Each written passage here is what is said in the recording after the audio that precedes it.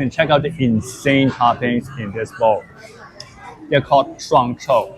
这也是苏州的新晋网红商场，我们先逛逛，然后边吃面条边用英文聊聊。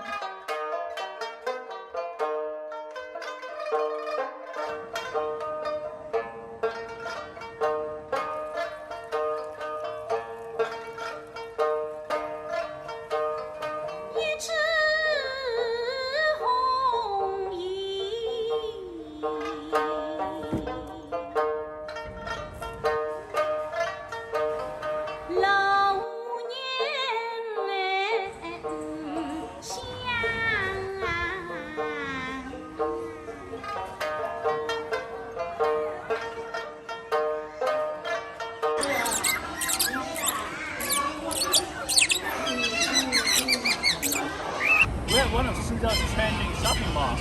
One of its unique attractions here is the Rooftop petting zoo. If you're a fan of zoos, hit that right.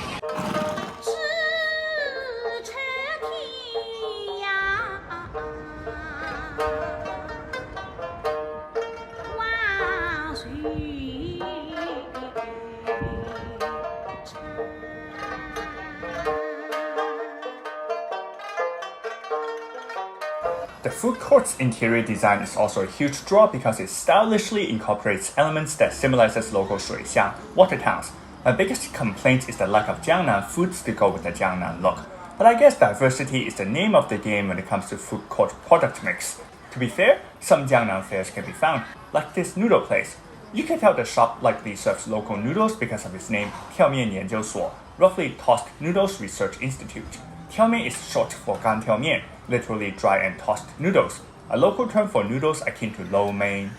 In my last video, which was filmed in Hangzhou, the capital of neighboring Zhejiang Province, I introduced a type of local noodles called拌川, and also mentioned how拌川resembles some noodles from Suzhou. But I wasn't talking about noodles from Suzhou proper, but rather those from peripheral areas that had been administratively absorbed into Suzhou. For instance, Wujiang district in the south, which happens to sit on the border with the aforesaid Zhejiang Province. I haven't been able to find comprehensive or authoritative explanations or absolute consensus about the differences between these noodles, which are delectable in their own ways. But from my limited observations and experiences, I've deduced several possible indicators. One telltale sign, I think, is the way noodles are arranged.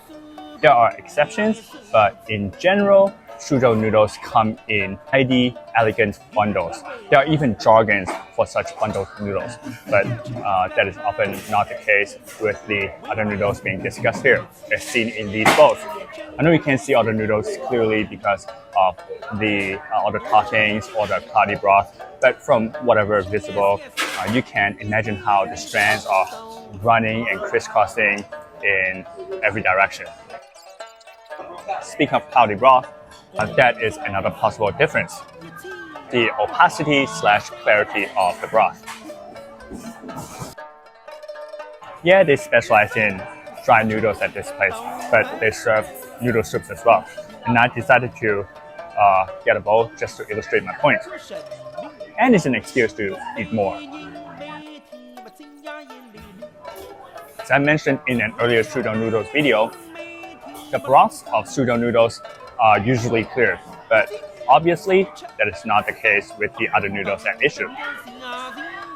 Now let us get back to gantiaomian, the dry and tossed noodles. Last but not least, the toppings. Suzhou noodles are renowned for the huge array of choices. But from my personal experience, even though menus at shops vary from place to place, options are largely predictable. Meanwhile, shops selling the other noodles in question tend to have some surprises in what they have to offer. For instance, I've had pork leg bone noodles and fish head noodles at this one restaurant. I've encountered curry bullfrog noodles at another place. They have green Sichuan pepper bullfrog noodles here. And check out the insane toppings in this bowl. They're called 双臭, literally double stink. As far as I know, there are two major types of double stink. One originates from Shaoxing in the above-mentioned Zhejiang Province, of which one stink is stinky tofu and the other is rotten amaranth stock, which is the source of the stinky tofu's stink. The other major type of double stink is the one featured in this bowl, and it's mainly associated with Nanjing here in Jiangsu Province, of which one stink is also the stinky tofu. But this tofu stinks differently because the source of stink is different. And the other stink is large intestine, which doesn't actually stink if cleaned properly. Now, don't believe me? Come and see the real beautiful China when feasible, and come try our various stinkily delicious foods. If you're okay with blue cheese, you can probably handle stinky tofu and whatnot. 再见。